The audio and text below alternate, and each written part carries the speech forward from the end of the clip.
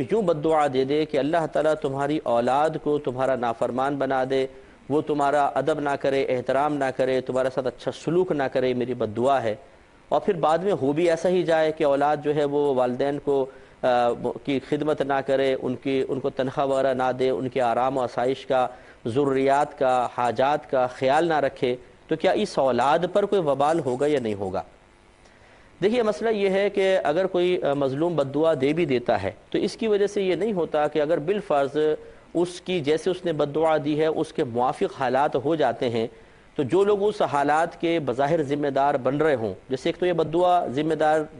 یعنی سبب بنتی نظر آ رہی ہے، لیکن جیسے اب بچے نافرمانی کر رہے ہیں تو اس کے ذمہ دار تو بچے ہیں نا، تو اگر وہ مکلف ہیں یعنی عاقل ہیں، بالغ ہیں، تو پھر ان پر ضرور وبال رہے گا۔ یہ نہیں کہ وہ بری ذمہ ہو جائیں کہ جی فلاں کی بد دعا کا چونکہ نتیجہ اور اثر ہے تو اس وجہ سے شاید ہم پر وبال نہیں ہوگا۔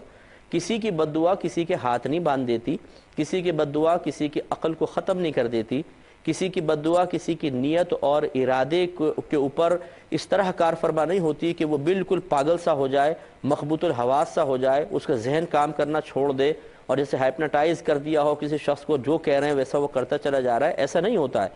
بد دعا اپنے مقام پر، لیکن اگر کوئی مکلف کسی فعل کا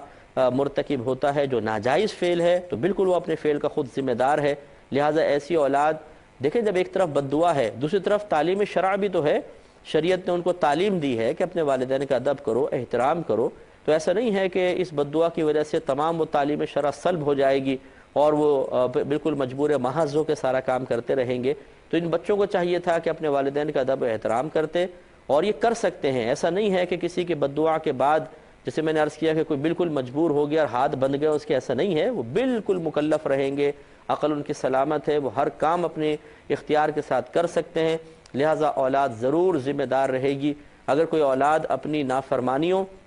اپنی ذاتی کوتاہیوں کا وبال اپنے سر سے اتارنے کے لیے یہ عذر پیش کرنے کی کوشش کریں کہ جی ہمارا کیا قصور ہے، ہمارے والدین نے ان کے ساتھ برا کیا، انہوں نے بد دعا دی تھی تو اس کا نتیجہ ہے، لہٰذا ہم تو بری ذمہ ہیں، تو بالکل غلط ہے، آپ بری ذمہ نہیں ہو سکتے ہیں۔ لہٰذا ایسی اولاد کو چاہیے کہ اللہ تعالیٰ کی بارگاہ میں توبہ کریں، اور ہم یہ گزارش کریں گے کہ جو مظلوم حضرات ہیں کہ اس قسم کی بد دعائیں دینا بالکل غیر مناسب ہے، بلکہ اس میں خود گناہ کا پہلو ہے کہ آپ اپنا انتقام لینے کے لیے کسی اور مکلف کے بارے میں کہہ رہے ہیں کہ اللہ تعالیٰ اس کو گناہ میں مبتلا کر دے۔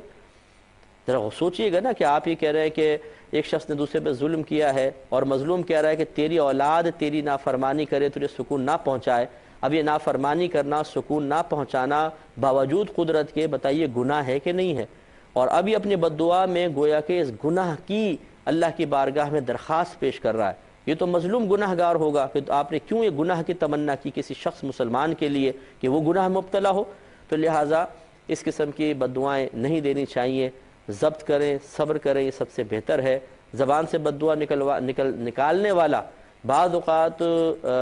ایسی غلط بات کہہ دیتا ہے، جیسے ابھی میں نے ایک مثال دی کہ گناہ گار ہوتا ہے، بعض اوقات تو کافر ہو جاتا ہے، جیسے معاذ اللہ ثم معاذ اللہ ثم معاذ اللہ۔ اگر کسی نے کسی پہ ظلم کیا اور مظلوم اسے کہتا ہے کہ اللہ تجھے کافر کر کے مارے، بالفرض اگر یہ بد دعا کرے نا تو فوراً یہ خود کافر ہو جائے گا،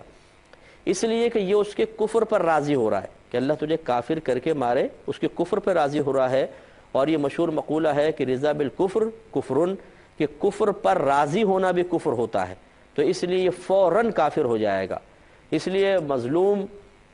جہالت میں مبتلا ہو کر بسا اوقات خود اپنے پاؤں پہ کلہاڑی مار رہا ہوتا ہے، اس میں ظالم کا نقصان نہیں ہو رہا ہوتا بلکہ خود مظلوم کا ہو رہا ہوتا ہے۔ اس لیے مظلوم کو چاہیے کہ انتقامی کارروائی کرتے ہوئے چاہے اپنے ظاہری اعضاء سے کوئی انتقام لے، چاہے اپنے باطن سے لے، ہر طریقے سے اسے چاہیے کہ پہلے وہ تعلیم شرع ضرور حاصل کرے تاکہ خلاف شرع قدم نہ اٹھائے۔ اور سب سے بہتر عفو اور درگزر ہے، اپنے نبی کریم صلی اللہ علیہ وسلم کے طریقے پہ چلتے ہوئے درگزر کر لیا جائے۔ اور بہت بہتر ہم تو یہ مشورہ دیں گے کہ اگر آپ صبر کر کے اسے معاف کرنے پر قادر نہیں ہو رہے تو کم از کم یہ معاملہ آخرت پر لے جائیں۔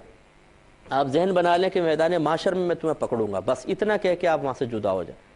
تو یہ بھی بہت بڑا ایک اثر سامنے والے پہ ڈالتی ہے۔ بد دعاؤں سے تو اور سامنے والا جو ہے وہ ضد میں بعض اوقات آ جاتا ہے۔ آپ اتنا کہہ بھائی ٹھیک ہے تم نے مجھ پہ ظلم کیا ہے نا، اب میدان محشر میں انشاءاللہ حساب کتاب ہوگا، اور اپنا ذہن ایسی بنا لیں، وہاں آپ پکڑ لیجئے گا۔ یہاں پر دنیا میں عموماً یہ دیکھا ہے کہ بعض اوقات مظلوم جب انتقامی کارروائی کرتا ہے تو معاملہ الٹا ہو جاتا ہے. پہلے مظلوم تھا وہ ظالم، لیکن جب یہ زیادہ انتقامی کارروائی کر لیتا ہے تو وہ مظلوم بن جاتا ہے اور یہ ظالم، اور یہ بہت ہی نقصان کا سودا ہے، اس پہ توجہ کرنی چاہیے.